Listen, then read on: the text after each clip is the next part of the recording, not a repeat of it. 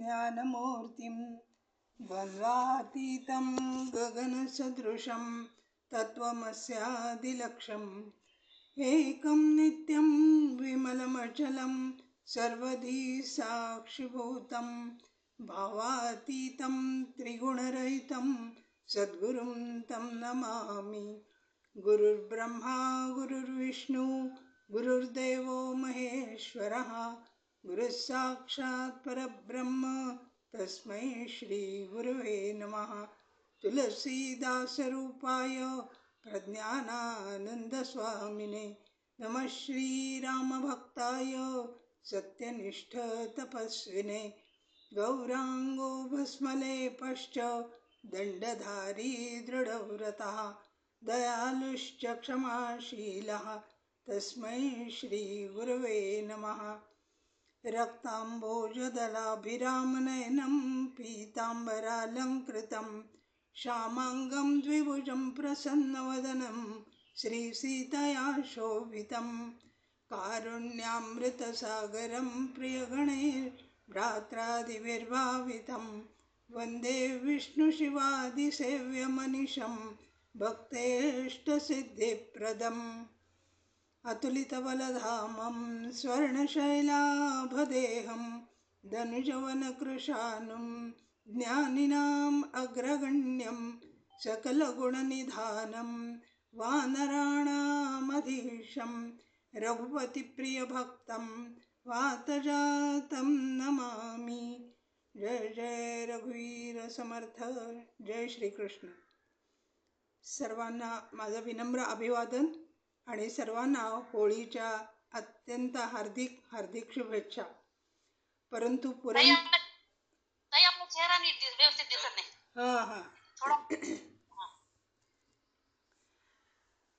परंतु पुरणपोळी खाल्ल्यानंतर कृपया कुणीही झोपू नये।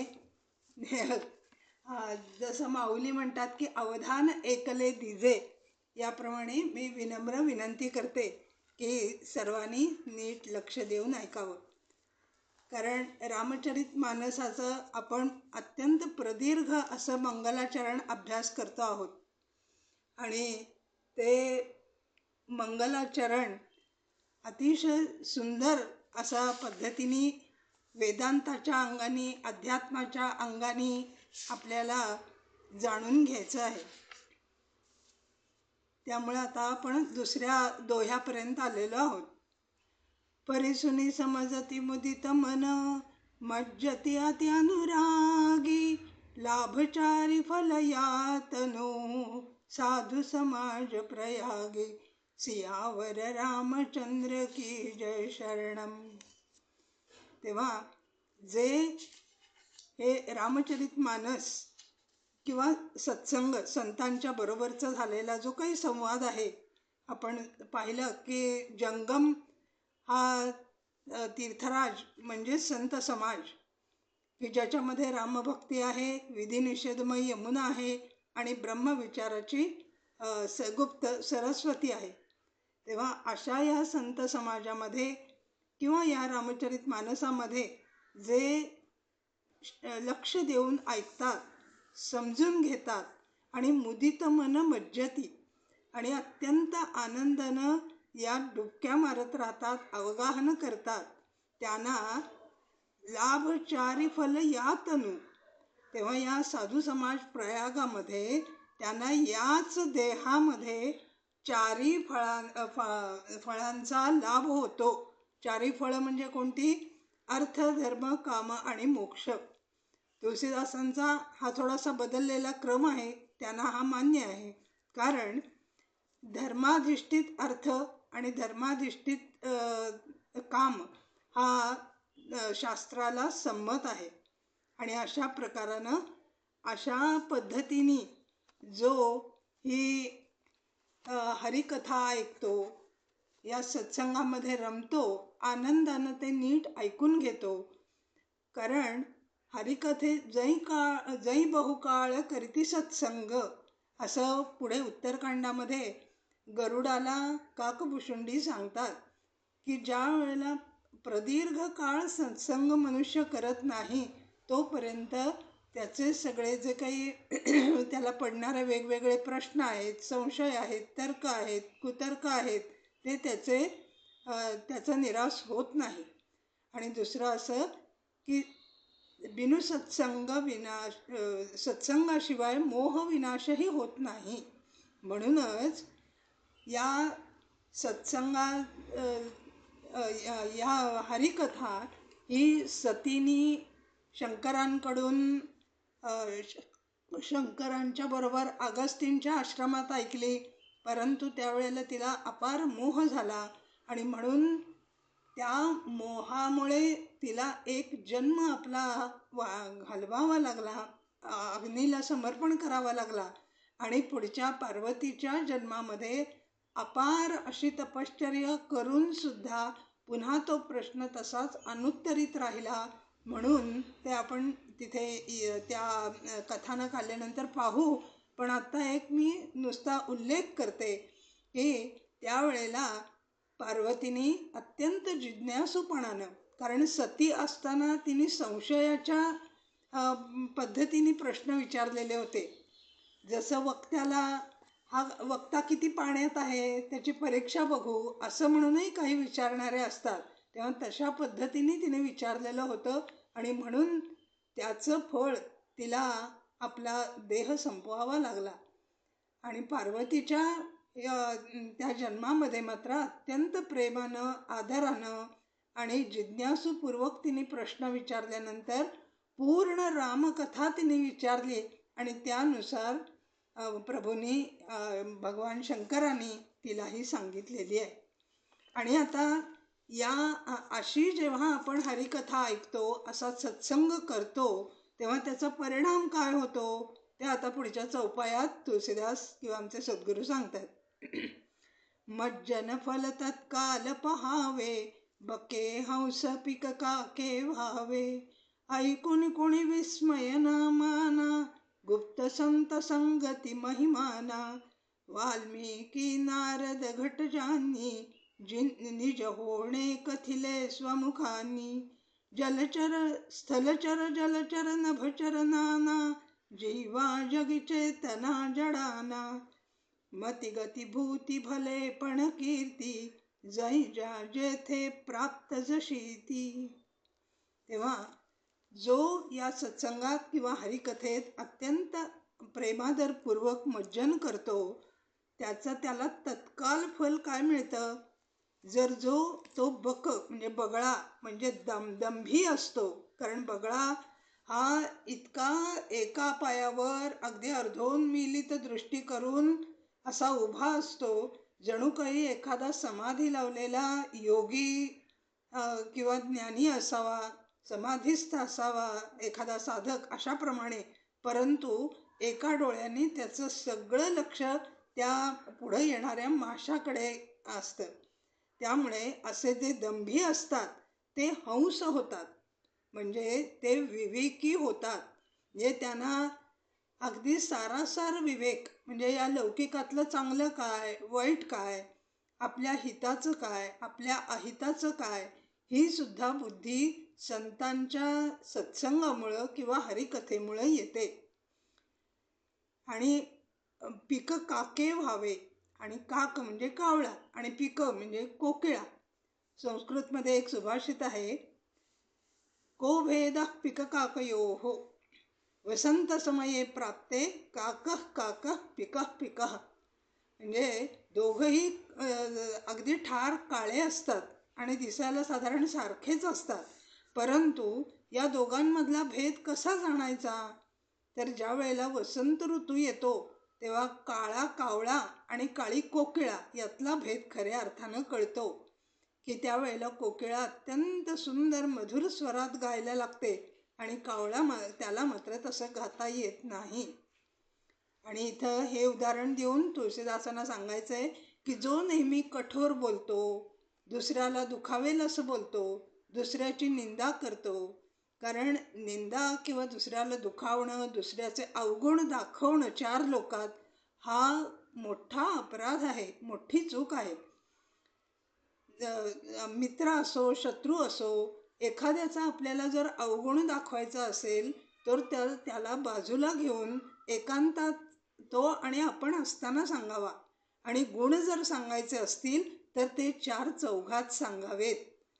अशा पद्धतीने म्हणून ते म्हणतात की जे कर्णकठोर, कटू, खोटं, थापा मारणं असं बोलणारे जे आहेत ते या सत्संगामुळं किंवा हरिकथेमुळं उत्तम मधुर गोड शब्दात गायला लागतात.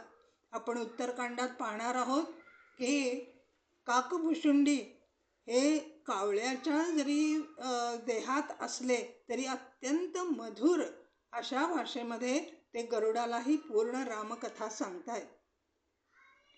आणि म्हणून तुळशीदास म्हणतात, ऐकुनी कुणी विस्मय ना माना, गुप्त संत संगती महिमाना. हे मी सांगतोय याच्यामध्ये तुम्ही आश्चर्य किंवा शंका अजिबात घेऊ नका.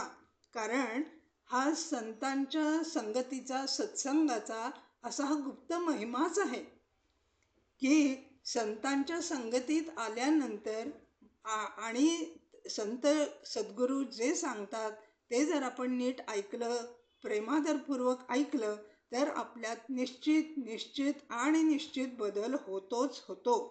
त्याला भले थोडा काळ लागेल, परंतु आणि आता त्याची उदाहरणं सांगतात की कोणाकोणामध्ये असे बदल झाले. वाल्मिकी नारद घटजांनी, निज होणे कथिले स्वमुखांनी. आता वाल्मिकी हे मूळ खरं तर ते ब्रह्मदेवाचे मानसपुत्र, प्राचेत असं त्यांचं नाव आहे. परंतु काही कल्पभेदाप्रमाणे कथा ज्या आल्यात तर त्याच्यामध्ये ते एक ब्राह्मण पुत्र होते. परंतु त्यांचा शूद्र स्त्रीशी संपर्क आला आणि दुःसंगतीने ते वाटमाऱ्या करायला लागले. कोणत्याही अशा दंतकथेमध्ये ते कोळी होते असं कुठेही नाही. वल्मीक हा शब्द संस्कृत आहे. वल्मीक याचा अर्थ वारुळ.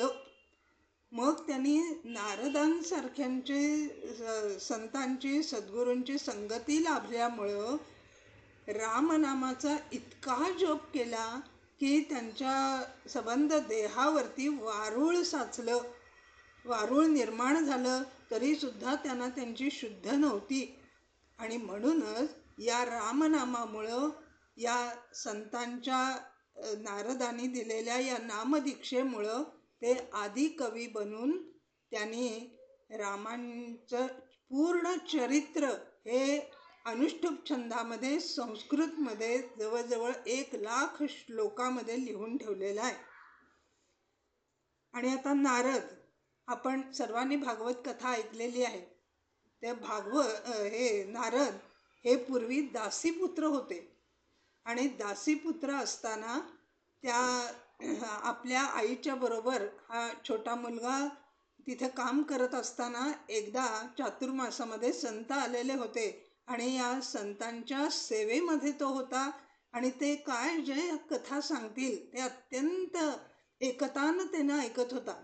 आणि ज्या वेळेला एका संतांनी भगवान श्रीकृष्णांचं ध्यान कसं करावं हे अगदी पायाच्या नखापासून मस्तकापर्यंत, किरीटापर्यंत अत्यंत उत्तम तऱ्हेनं त्यांना समजावून सांगितलं, इतकं की नारदांच्या म्हणजे त्या दासीपुत्राच्या मनःपटलावर त्याचं पूर्ण चित्र उमटलं.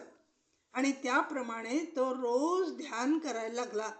आणि ज्या वेळेला आईचं निधन झालं त्यावेळेला तो रानात गेल्यानंतर त्या प्रकाराने त्यांनी ध्यान जेव्हा केलं त्यावेळेला ब्रह्मदेवानी अत्यंत प्रसन्न होऊन त्याला ब्रह्मवीणा दिली.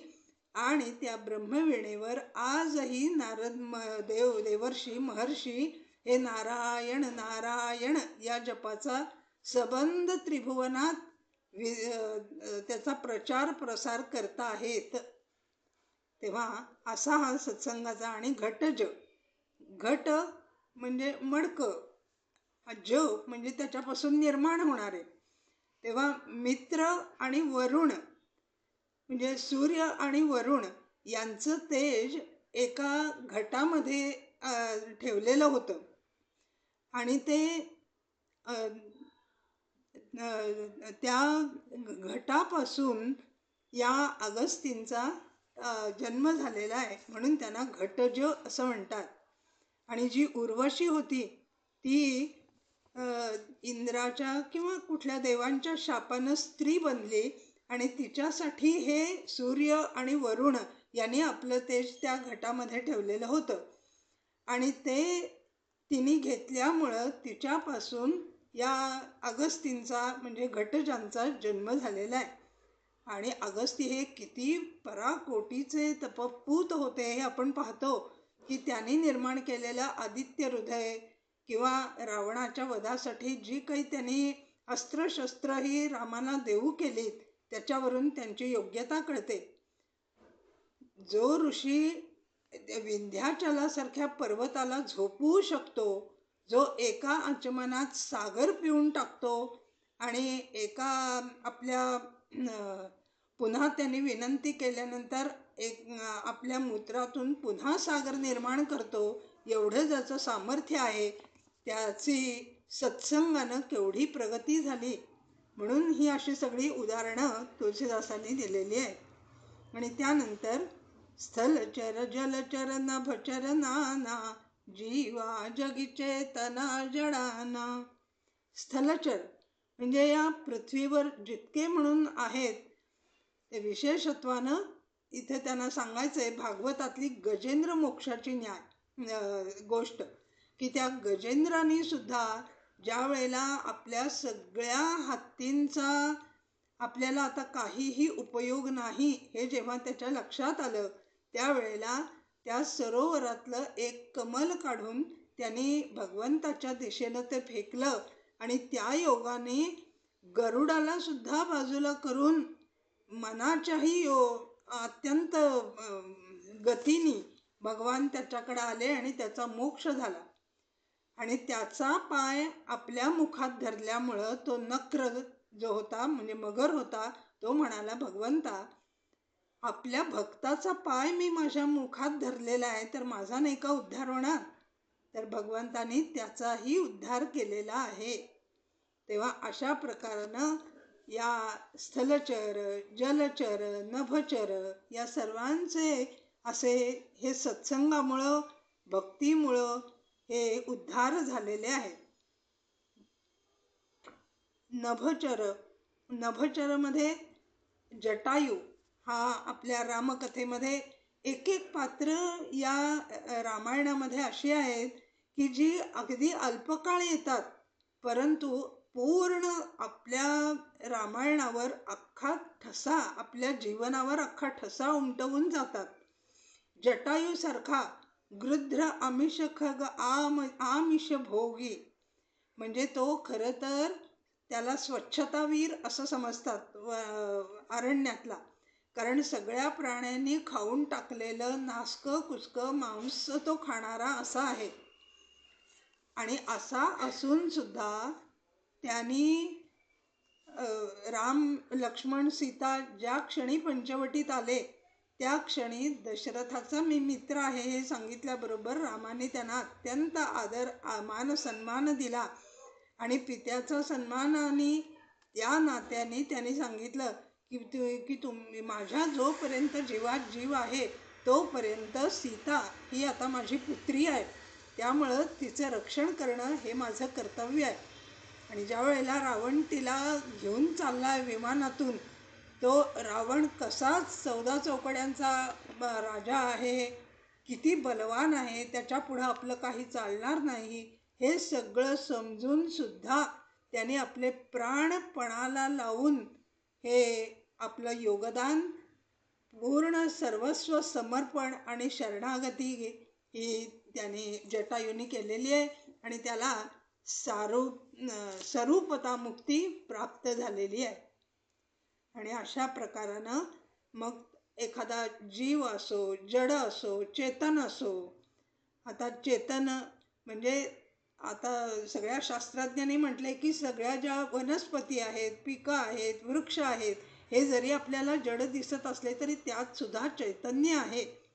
त्यामुळं भागवतातल्या यमलार्जुनांचा जसा उद्धार भगवंताच्या स्पर्शानं झाला तशा प्रकारानं या सत्संगानं आणखी काय काय होतं तर ते म्हणतात, मती गती भूती भले पण कीर्ती जै जा जेथे प्राप्त जशी ती.